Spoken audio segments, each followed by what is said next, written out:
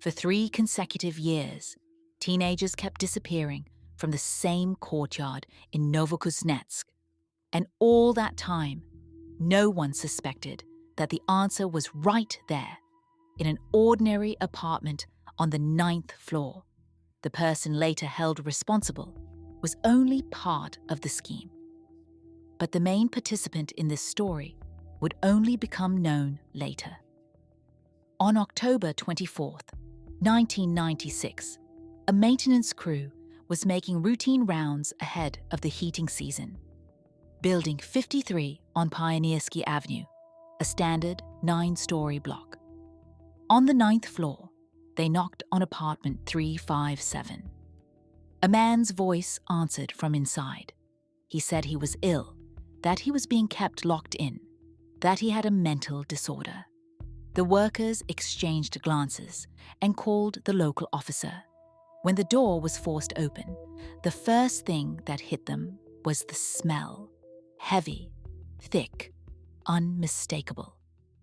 In one of the rooms, a 15-year-old schoolgirl lay on the floor, alive but with a serious abdominal injury and a broken arm.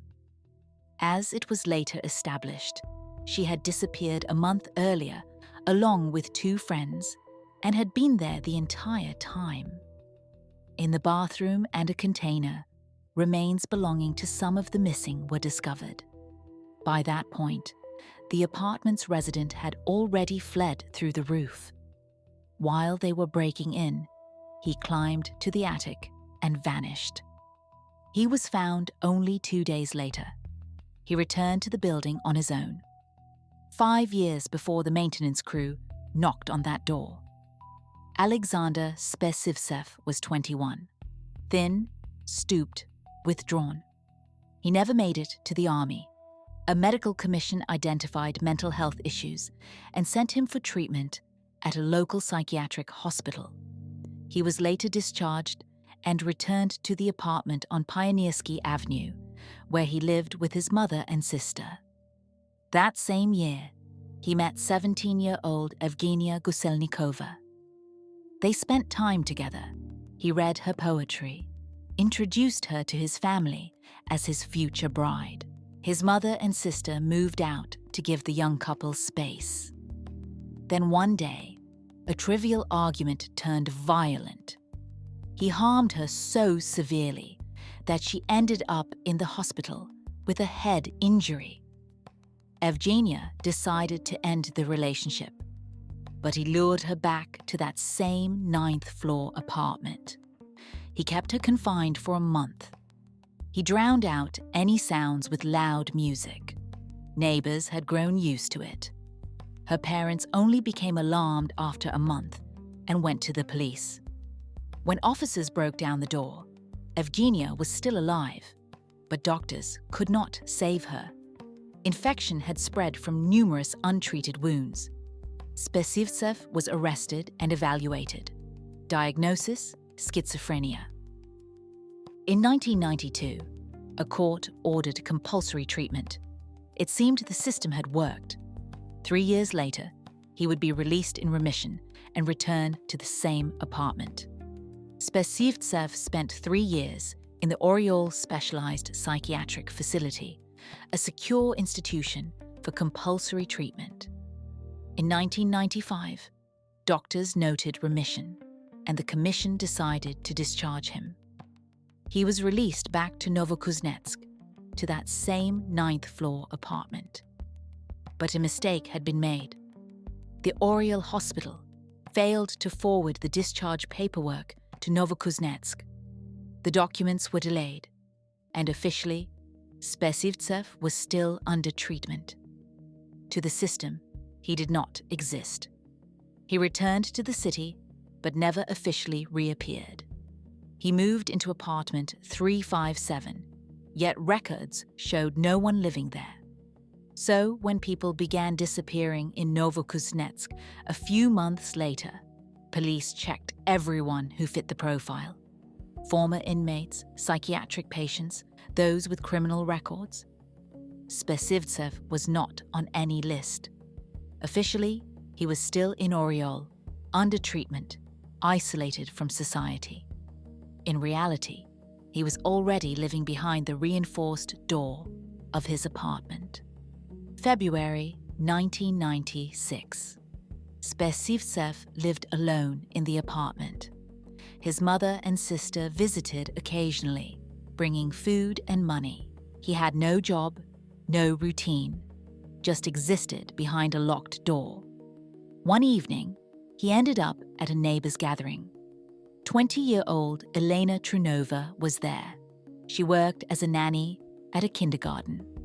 The next morning, after the neighbor left for work, Alexander invited her over to talk and wait. She agreed. What happened next is known from his own statements. An argument broke out, and he used a sharp object. That evening, his mother came by. She saw what had occurred, and while he slept, cleaned everything up herself. The pattern was established from the very first time. Elena was searched for, but without success. She had simply vanished. A month later, another young person disappeared without a trace. Then another, and another. Between March and August 1996, 15 people went missing in Novokuznetsk, 11 of them between 9 and 14 years old. Most came from troubled families, runaways, or those without steady supervision. Police took the reports, but no clear pattern emerged. Then the river began returning remains. June 1996. The Arbor River winds through Novokuznetsk, past residential areas, the teachers' college, a dance area. Shallow, narrow, with thick bushes along the banks. That was where the discoveries began. First one set of remains, then more. The current carried them to the shore, where they caught in the vegetation. In total, around 70 remains were recovered along the Arbor, later identified as belonging to 15 different individuals, most between 3 and 14 years old. The city froze. Parents stopped letting children out alone. Rumors spread, and the media gave the unknown perpetrator a name: the Siberian Ripper. A task force was formed. Hundreds searched the city, combing wooded areas, riverbanks, basements, and attics. At the same time, records were reviewed. Everyone registered with psychiatric services, everyone with convictions, everyone who fit the profile. Yet people continued to disappear. While investigators worked their leads, residents of Building 53 on Pioneersky Avenue noticed something strange. In summer, a heavy, sweet odor appeared, one you couldn't mistake. It spread through the stairwell and seeped under doors. Retiree Lydia Vedanina called the police, reported the smell and the loud music, asked them to check the apartment. No one came. She called again and again, but they dismissed it as the complaints of a quarrelsome old woman. Meanwhile, foul liquid began dripping from the chandelier of the neighbor below, running down the entire pipe. And all that time, inside apartment 357, the events continued. Investigators worked around the clock. Hundreds of officers, dozens of theories. But one question troubled everyone. How did the victims end up in a 9th-floor apartment? The profile didn't fit.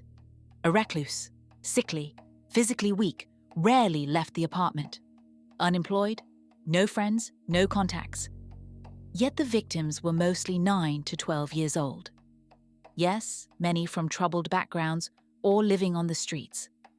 But even a street child wouldn't simply walk into a stranger's apartment, especially a grown man's, especially on the 9th floor, especially with the whole city talking about a predator. A typical offender hunts, stalks, pursues, attacks. This one stayed inside. Yet somehow the victims ended up with him. Officers reviewed witness statements. In one, a detail stood out. The last people to disappear had been seen leaving with a woman, older, carrying bags, seemingly respectable. Investigators didn't attach importance to it. They were looking for a lone male, mentally ill. They should have been looking for something entirely different. That same summer, while the city hunted the perpetrator, another child entered apartment 357. He was around 12. How it happened is known only from statements he gave nearly 30 years later. He had argued with his parents, left home, planned to sleep in a familiar entryway. Spesivtsev spotted him on the landing, spoke to him, invited him in. Traces of previous incidents were still present. He kept the boy confined, subjected him to harm, deprived him of food, forced him to witness what was done to others. Then, something happened that had never happened before. The front door was left unlocked, and the boy escaped. The only one to leave apartment 357 alive. He told no one. Not his parents, not the police. He stayed silent for 28 years. Investigators located him only in 2022 through prison records, and his testimony became the basis for a new case, helping prove 15 additional incidents. But that came later. Back in the summer of 1996, he simply stayed quiet. In September, 3 more entered the apartment, ages 13, 13, and 15. September 24th, 1996. An ordinary day, good weather. 3 teenagers left the hospital for a walk. They had been there for routine checks, nothing serious. Had met in the ward and become friends. Nastya Benaeva, 13. Zhenya Barashkina, 13. Olya Galtseva, 15, the oldest. That day they walked around the city, past the kiosks near the Mark store on Pioneersky Avenue. A normal route, ordinary schoolgirls, ordinary September. Then something happened. The details of how they ended up in apartment 357 would only emerge much later, from the statements of the one who survived long enough to speak. But at that moment, the 3 friends simply vanished. Parents raised the alarm. The hospital reported they hadn't returned for lunch. Police took the statements. 3 more names added to the missing list. By then, over 100 people were already listed as missing in the city. No one knew that Nastya, Zhenya, and Olya were very close. Inside an ordinary panel building, behind an ordinary door. From that moment, a nightmare began that would last nearly a month. In the first minutes, Nastya tried to resist. Spesivtsev stepped out of the room. She grabbed a bottle and struck him from behind, but hit his shoulder instead of his head. He used a sharp object. Minutes later, the 13-year-old did not survive. He secured Zhenya and Olya to the radiator with homemade restraints. From then on, what continued for nearly a month began. He subjected them to daily harm, deprived them of food and water, threatened them with an axe, held a blade to their throats. That first night, he forced them to handle what remained of their friend, handing them tools and giving orders. Then, he made them consume what he had prepared. From Olya's statements, he prepared soup using remains and fed it to us. On October 18th, he harmed Zhenya so severely that she stopped breathing. Olya tried to revive her for about an hour, but it was no use. Zhenya was 13. Olya was left alone. Throughout this time, 2 people regularly visited the apartment. They saw the captives, saw what was happening, saw the evidence, and left without saying anything. They came almost every day. The mother, Lyudmila Yakovlevna Spesivtseva, 60 years old, former legal assistant at the court. The sister, Nadezhda, a court secretary. legally knowledgeable, aware of what complicity and concealment meant. From Olya Galtseva's statements, both the old woman and the other woman saw everything, were present in the apartment. That's certain. Nadezhda later told investigators she had only been there once and left immediately. The mother also denied knowledge of the full extent, claiming she feared her son. Yet, she kept returning, day after day, week after week. Neighbors later recalled that the mother and sister always walked together, always carrying bags. But the mother did something else. Every night, she carried heavy covered buckets out of the apartment. Neighbors tried not to think about what was inside. Some of the contents she buried on a vacant lot near the building. The rest she took to the Arbor River and disposed of in the water. She was the source of the horrific discoveries that had shaken the city that summer. During questioning, she tried to deny it. "I don't know anything. I saw 4 buckets in the bathroom, but I didn't hide anything," he countered. "How can I show anything if you took them out?" She replied, "Don't, Sasha. Don't shout at your mother. There were buckets, I saw them. I know nothing more." 4 buckets. She admitted only to 4. But that was untrue. She was responsible for far more. Now only 2 remained in the apartment, he and Olya. Spesivtsev continued the mistreatment day after day, harming her, depriving her of food, keeping her restrained, telling her he would end it eventually. Just not yet. He knew they would come soon. October, start of the heating season. Maintenance crews were checking radiators citywide. Sooner or later, they would knock on his door too. Yet, he did not stop. He likely believed in his own invisibility. No one was looking for him. No one suspected. The system had failed, and he had grown used to that failure. On October 23rd, he inflicted a deep abdominal wound on Olya. She was losing strength rapidly, too weak to call out. On October 24th, there was a knock at apartment 357. The local officer checked the database. Spesivtsev was supposed to be under treatment in Oriel. The discharge papers had never arrived. For 2 years, the man had not existed in the system. The officer decided to force entry. In the bathroom, what they had been searching for was found in a barrel and pots remains.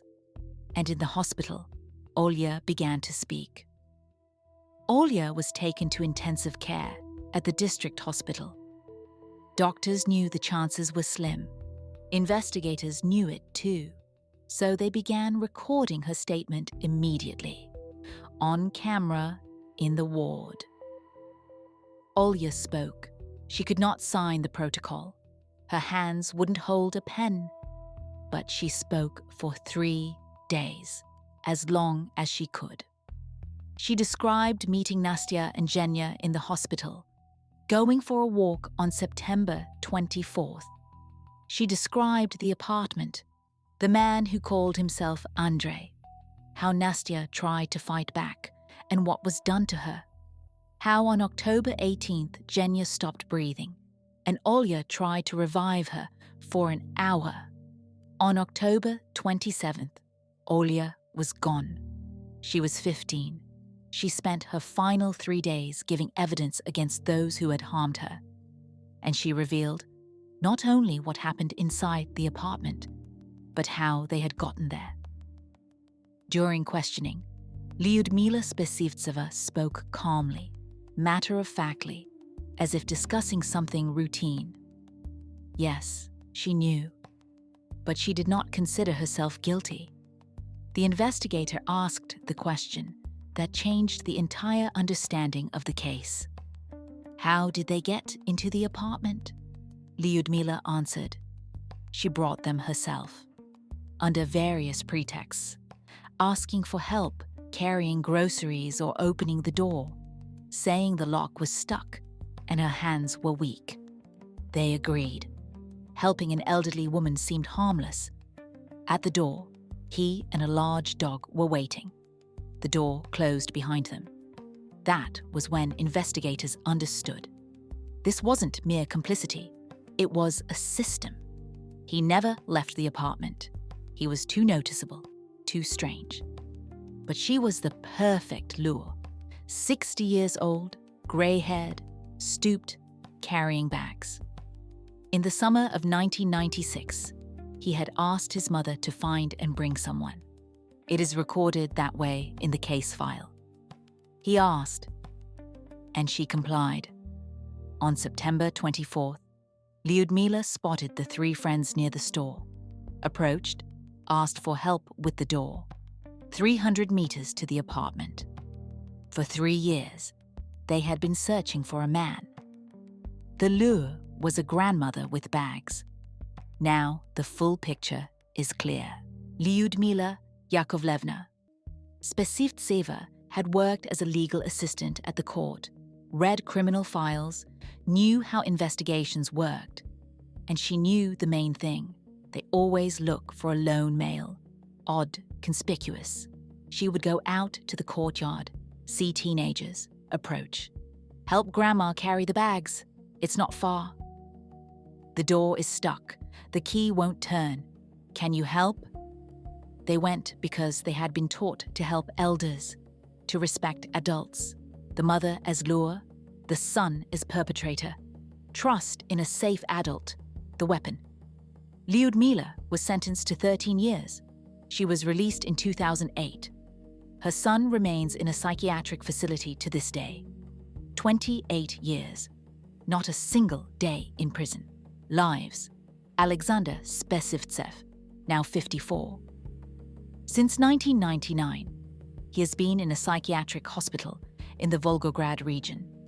Declared not responsible due to mental illness, he receives a pension and sends part of it to his mother. On his hand, a tattoo with the letter E, in memory of Evgenia Guselnikova, the first. Nadezhda, the sister, faced no punishment. She was a witness. In May 2024, investigators conducted genetic analysis on evidence stored for 28 years. 15 more individuals were identified.